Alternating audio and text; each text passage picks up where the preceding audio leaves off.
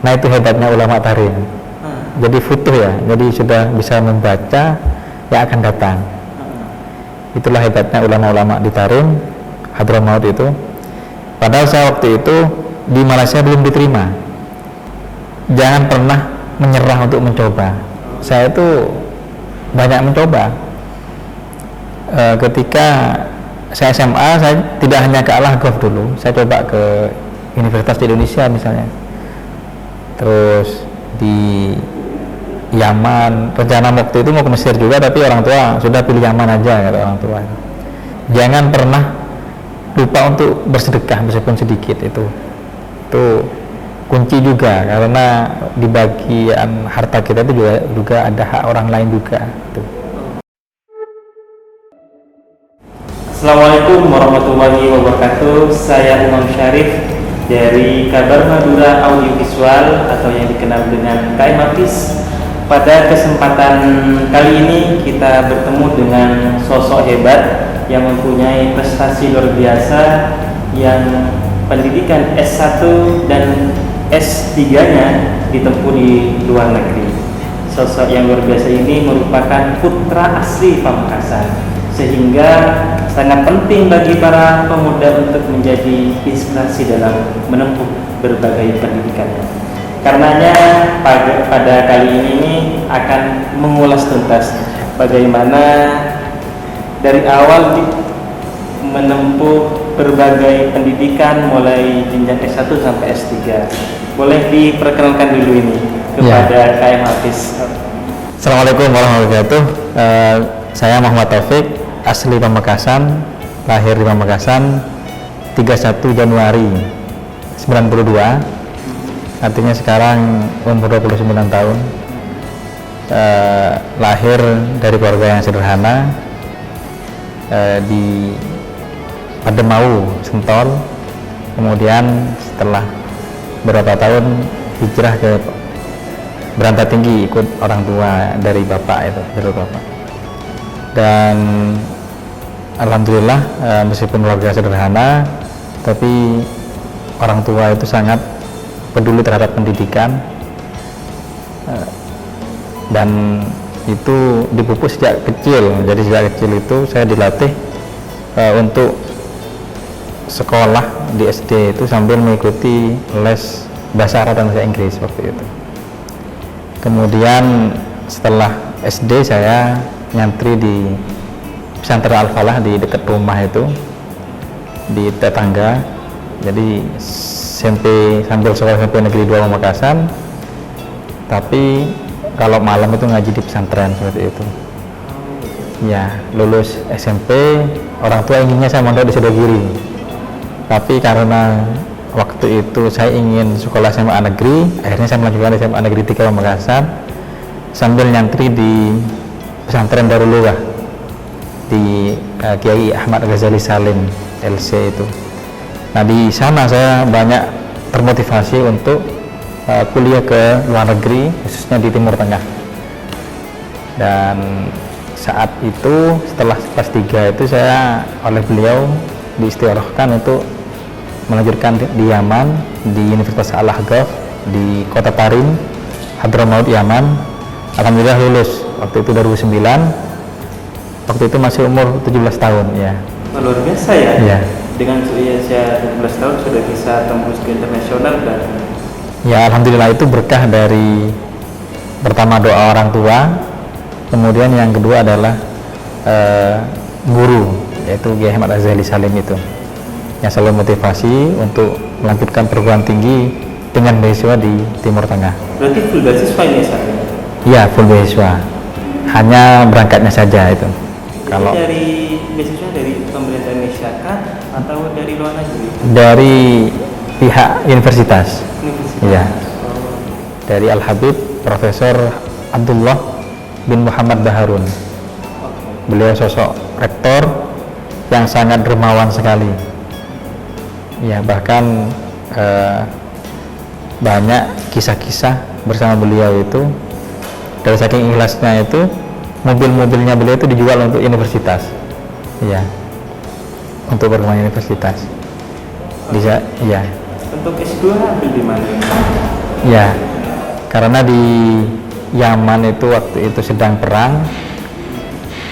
Sejak 2011 itu perang sampai 2014, lalu 2014 saya ingin melanjutkan S2 di sana lagi di Yaman, akan tetapi orang tua menyuruh untuk pulang.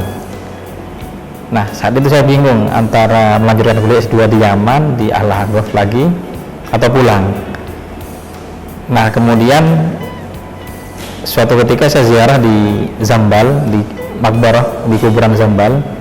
Ini di dalam kuburan ini ada banyak para ulia, para sahabat. Di antaranya yang terkenal adalah yang sering kita Fatihah, yaitu Ratibul Imam Al-Haddad itu, Al-Imam Abdullah bin Ratibul Haddad itu. Makanya ada Tarim. Ya itu. Ah. Kebetulan di sana 5 tahun. Nah, di sana saya di Zambal itu ada saat ziarah ke Al-Imam Al-Faqih Al-Muqaddam, Al-Imam Abdullah bin Ali Al-Haddad. Saya bertemu dengan sosok seorang wajah putih yang selama 5 tahun tidak pernah ketemu.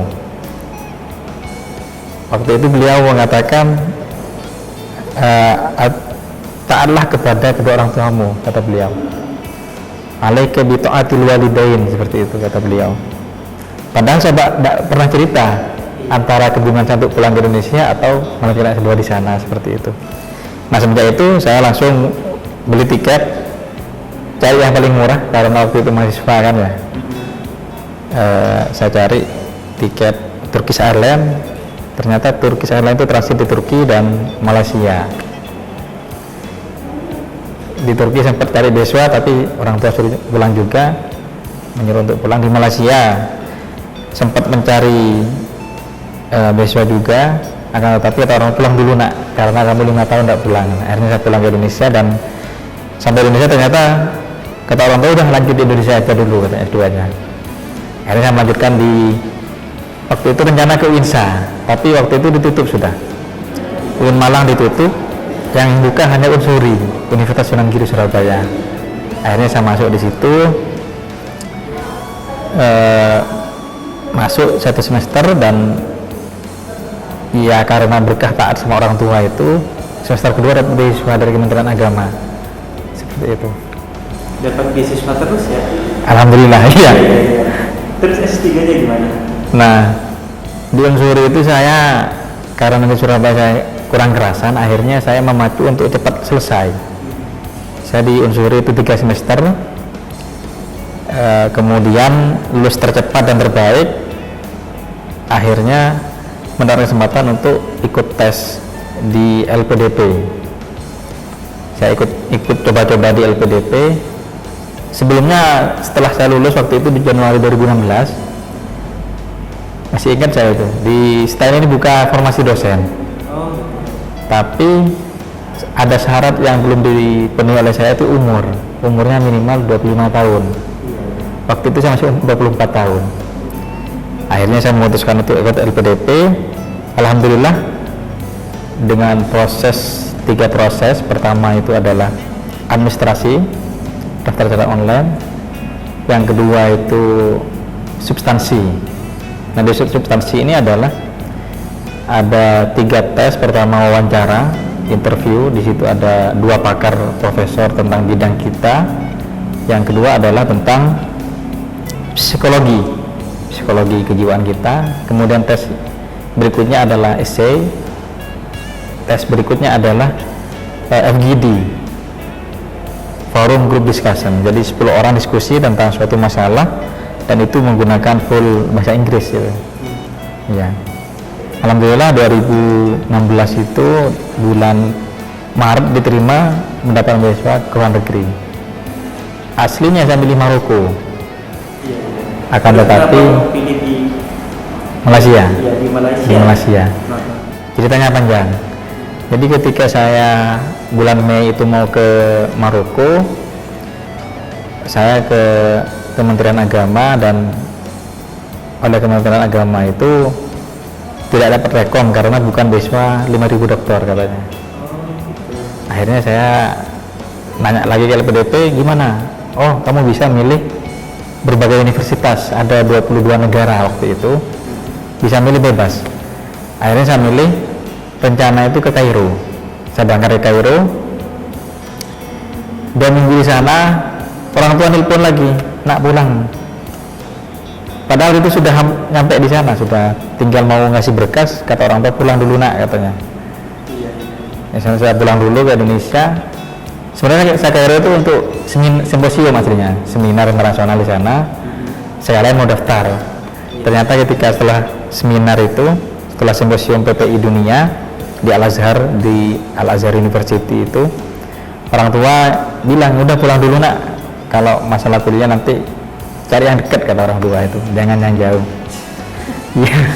Karena kalau jauh katanya jarang pulang katanya. Akhirnya pulang ke Indonesia, coba ke berbagai negara, diantaranya ke Amerika, kemudian ke Libanon, ke Brunei, ke Malaysia, kemudian Arab Saudi.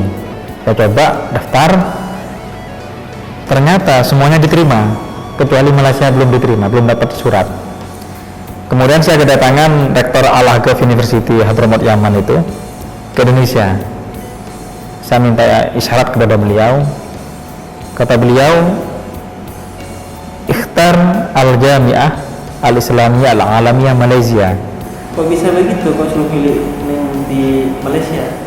Nah, itu hebatnya ulama Tarim. Jadi futuh ya, jadi sudah bisa membaca yang akan datang. Itulah hebatnya ulama-ulama di Tarim, Hadramaut itu. Padahal saya waktu itu di Malaysia belum diterima, tapi beliau bilang ikhtar, suruh milih IIUM ini, International Islamic University Malaysia ini. Dan betul, pulang saya dari sowan itu, saya sowannya di Bumi Selawat di Sidoarjo, ya di Tulangan itu Bumi Selawat. Pulang dari sana ada multaqo waktu itu alumni Yaman se-Indonesia, saya sowan ke beliau. Beliau langsung bilang ikhtar al-jami' al-islami al-alami Malaysia. Padahal saya udah daftar tapi belum diterima. Pulang dari Sidoarjo itu saya dapat email kalau saya diterima di Malaysia itu. Iya, itu kasafnya beliau ya. Nah, akhirnya iya.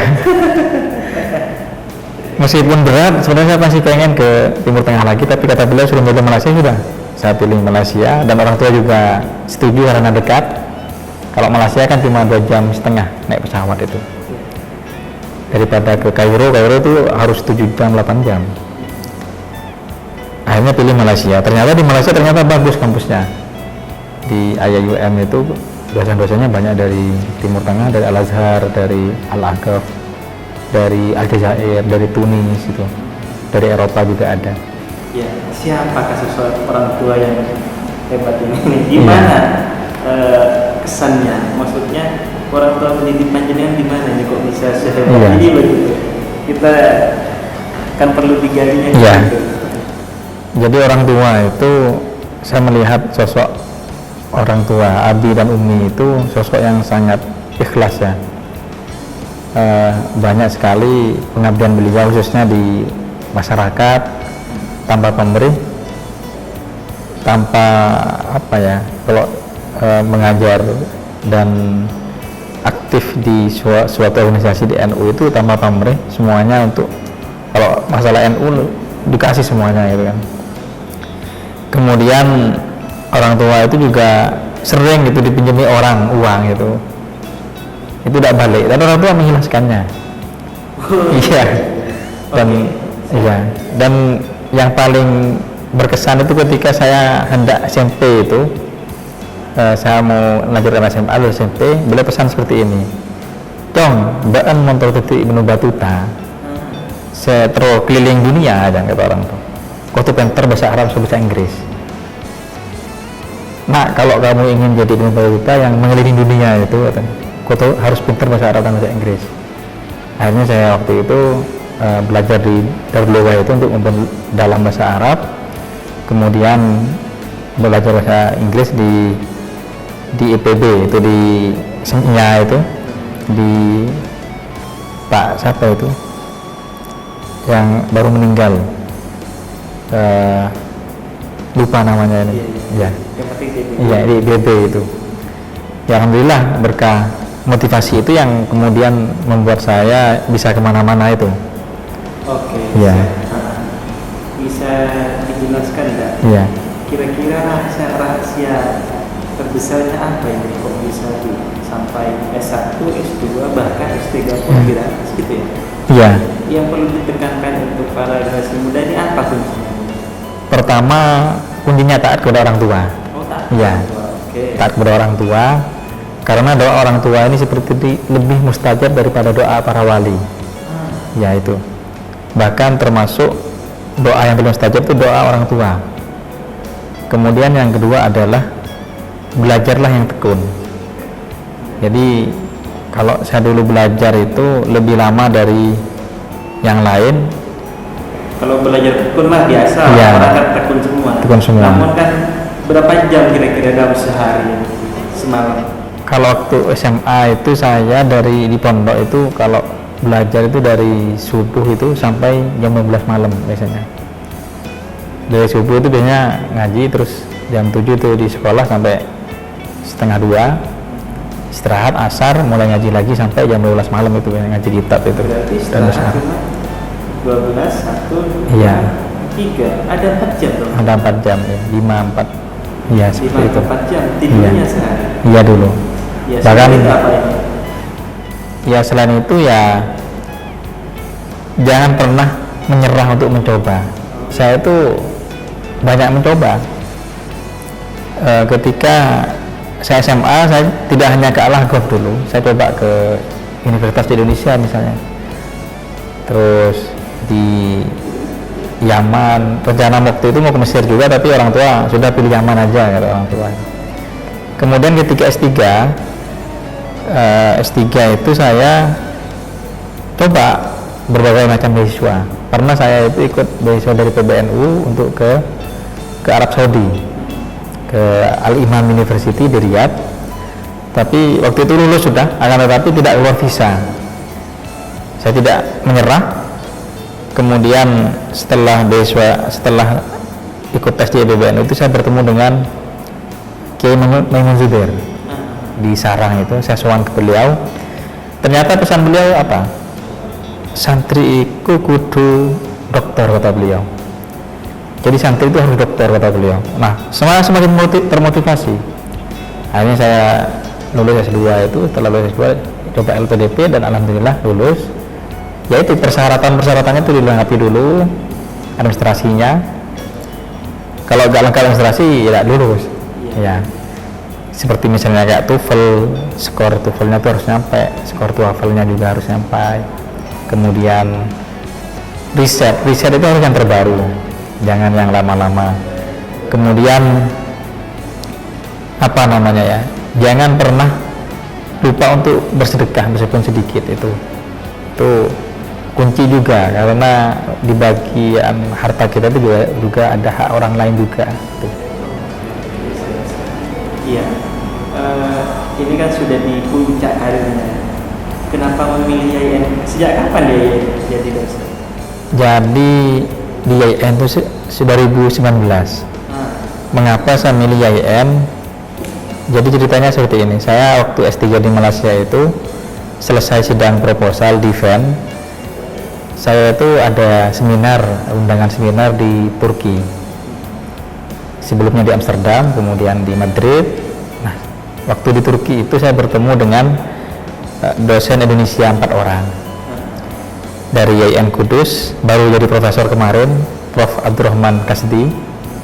Kemudian dengan istri beliau di Turki itu, ketemu dengan beliau dan istrinya. Dan ada dosen dari UIN Makassar dan UIN Riau. Nah, dari 4 dosen ini, YIN Kudus 2 orang, suami istri, Prof. Abdurrahman Kasdi dan istrinya itu, dan 2 dosen lainnya ini nanya kepada saya, Mas, sampean dosen di mana? Saya bukan dosen, Bu, Pak. Saya hanya mahasiswa.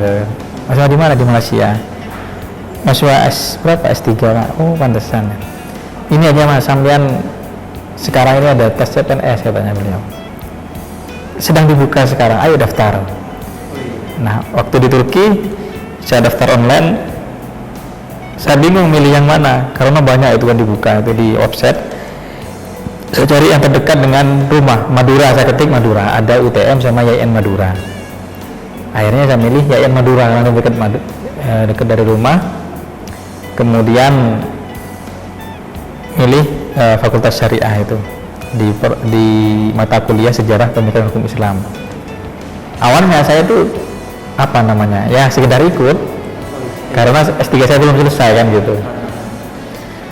Ternyata 1 minggu kemudian ada email itu, intinya harus menyerahkan berkas aslinya katanya. Waduh, ternyata harus pulang ke Indonesia gitu. Akhirnya saya pulang ke Indonesia dan menyerahkan berkas ke sini ke YN. Mengapa saya pilih YN Madura? Karena pertama dekat dari rumah dan saya ingin mengabdi untuk tanah air saya, Pamekasan. Sebenarnya saya di Malaysia sudah enak, betul.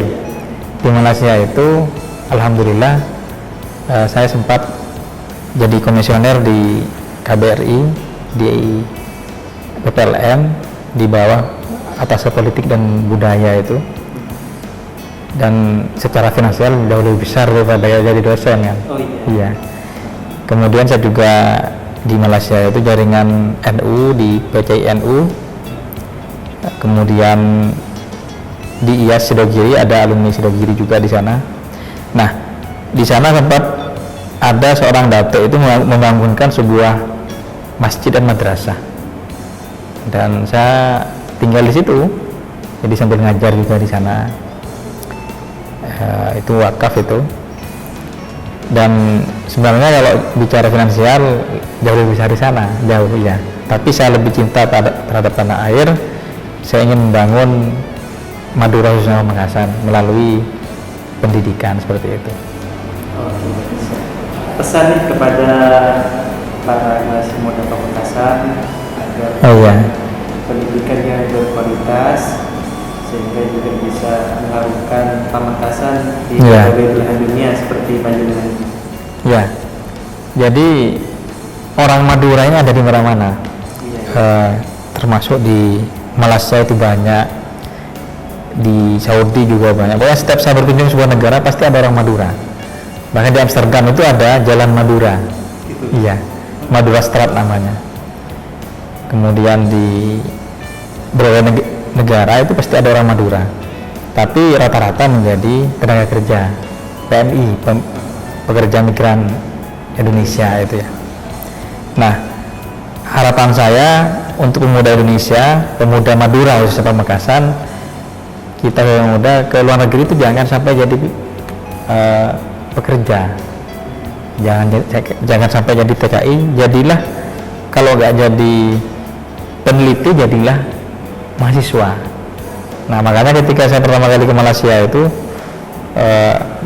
ketika ditanya oleh immigration istilahnya itu, ketika lihat visa saya itu PhD kan, untuk menerbitkan PhD di IAIUM itu kaget karena dari Madura katanya. Mana ada orang Madura ini PhD gitu ya. Nah, itu kata-kata itu masih ada, dan saya ingin merubah itu semua. Oleh karena itu ketika ada Madura, ada nama Madura di Malaysia ini kesannya dalam tanda kutip ya, lebih banyak ke negatif, lebih banyak ke pekerja haram istilahnya, pekerja ilegal gitu ya. Nah, melalui pendidikan ini sangat penting. Jadi kita duta-duta alumni YN Madura, alumni kampus-kampus di Madura atau pesantren-pesantren Madura itu ke Malaysia jangan jadi TKI, tapi jadi minimal jadi mahasiswa. Kemudian ya kalau bisa jadi dosen di sana kan, itu kan keren. Dan alhamdulillah kemarin 2019 ketika saya sudah sampai di sini, saya mengadakan seminar internasional antara Indonesia dan Malaysia, dan alhamdulillah yang jadi materi adalah dari YN Madura. Waktu itu saya ingin mengundang Pak Rektor, karena tapi yang berkenan hadir adalah WR3. Nah, ketika ada YN Madura, oh di Madura ada university ya. Nah, itu berarti kan sudah mulai positif kesannya. Dan sekarang akan Pak Rektor kemarin, Pak Qasim ini mendorong untuk bagaimana orang Malaysia belajar di sini. Dan insya Allah setelah COVID kita bisa usahakan, termasuk yang awalnya kita ini belajar ke Timur Tengah, bagaimana kita ini orang Timur Tengah belajar ke Madura kayak gitu.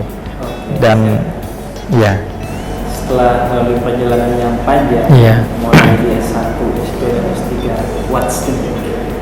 ya, nah ini What will you be? ini adalah pertanyaan sangat berat. Akan tetapi ketika di LPDP itu kita ada pohon mimpi gitu ya. Nah, saya tuh waktu itu menulis ingin menjadi guru besar dalam bidang filsafat hukum Islam. Ya, saya tahu di rantingnya itu, dan insya Allah ya ke depan saya akan fokus untuk ke sana, ke akademik, ya, ke guru besar itu. Kemudian penelitian internasional, insya Allah kalau lolos ini tahun depan ini kita ke Turki dan Maroko untuk penelitian internasional bersama Pak Dekan Dr. Maimun di Maroko dan di Turki terkait relasi agama dan negara. Ya, fokus saya nanti ke penelitian, ke pengabdian masyarakat, ke pendidikan itu. Bisa diceritakan sedikit saja Iya. S3 disertasi. Oh ya, jadi disertasi saya ini sebenarnya sudah saya antas sejak lama, sejak di Tarim. Waktu di Tarim, ketika saya kuliah S1 itu, minat saya adalah dalam bidang maqasid syariah. Apa itu?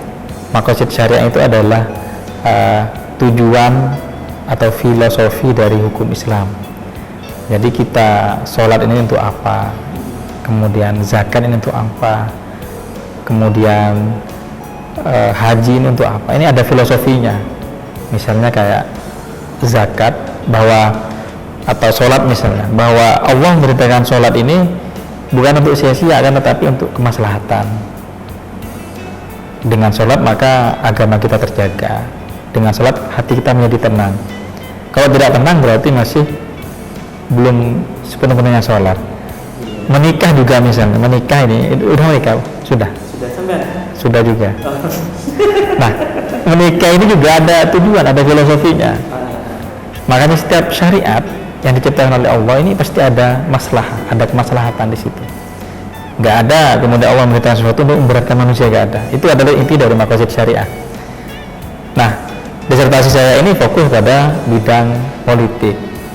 Mengapa fokus bidang politik? Karena ketika saya di Timur Tengah, di Yaman, ketika terjadi Arab Spring, ketika terjadi pergolakan di Syria, di Libya, kemudian di Mesir, di Tunis, dan terakhir di Yaman Utara ini awalnya adalah politik. Awalnya bukan agama sebenarnya, bukan agama kan, tapi politik. Nah, saya ingin melihat politik di Indonesia, khususnya fatwa politik NU di Indonesia. Ini kok bisa Indonesia ini menjadi negara yang aman? Ini kan merupakan tanda tanya, ada apa? Padahal di Yaman, di Syria, di Mesir yang notabene adalah mayoritas umat Islam, ini justru tidak aman. Terjadi pergolakan antara kelompok Islam radikal dan antara Islam radikal dan pemerintah. Terjadi pergolakan antara polarisasi antara Islam garis keras di ISIS itu ya, di Syria dengan pemerintah. Ini kan berawal dari politik, fatwa politik. Nah, saya ingin melihat fatwa politik di Indonesia ini kenapa kok bisa jadi aman? Kenapa kok sampai sekarang Indonesia yang banyak suku, banyak agama, ini kok bisa aman? Padahal Indonesia jadi target. Iya, betul. Target untuk hancur. Waktu itu saya bertemu dengan salah satu BIN, Indonesia itu akan jadi target. Makanya kemarin-kemarin itu banyak polarisasi yang hampir sama dengan di Timur Tengah. Ada demo di Monas itu, kemudian ada Yang berjilid-jilid itu ya? ya, yang berjilid-jilid ya. Kemudian ada penggiringan isu bahwa presiden kita itu PKI dan sebagainya. Itu merupakan polarisasi yang hampir sama di Timur Tengah. Di Timur Tengah juga sama, bahwa presiden di Yaman dituduh gini macam-macam, presiden di Syria dituduh macam-macam. Tujuannya apa? Untuk menghancurkan negara itu. Dan di Indonesia kenapa kok sampai aman? Nah, di situ ada fatwa-fatwa ulama Indonesia. Di antaranya misalnya kayak saya di situ ngambil 9 fatwa dari NU. Pertama misalnya kayak Indonesia Darul Islam. Waktu itu NU memutuskan sebelum merdeka 1936 itu ya, memutuskan bahwa Indonesia Darul Islam. Nah, tujuannya apa? Nah, saya melihat kenapa PNU memutuskan fatwa ini. Nah, ini saya melihat dari segi maqasid syariah. Pancasila merupakan ideologi negara kan ya. Nah, saya lihat dari segi maqasid ini apa? Ternyata sila pertama itu tidak hanya untuk hiduddin saja, untuk menjaga agama Islam saja, akan tetapi lebih kepada konsep at-tasamuh bainal muslimin wa ghairihim, toleransi antar umat Islam dan non-muslim, hurriyatul i'tiqad, kebebasan untuk beragama. Dan ini sudah dijamin oleh UUD 45. Artinya apa? Bahwa Undang-Undang 45 kemudian Pancasila ini sudah sesuai dengan maqasid syariah seperti itu. Dan banyak lagi fatwa-fatwa lainnya itu. Oke. Ya, saya kira cukup, sudah sangat menggugah sekali. Semoga pertemuan kita yang sangat berharga ini bisa terus menginspirasi pemuda Madura, sehingga banyak-banyak generasi cerdas berikutnya yang terus menjunjung tinggi pendidikannya agar Madura bisa bangkit dan Indonesia bisa berjalan. Oke, terima kasih Pak Dokter ya. Ya, Pak Dokter Taufik. Dari saya kurang lebihnya mohon maaf. Assalamualaikum warahmatullahi wabarakatuh. Waalaikumsalam warahmatullahi wabarakatuh.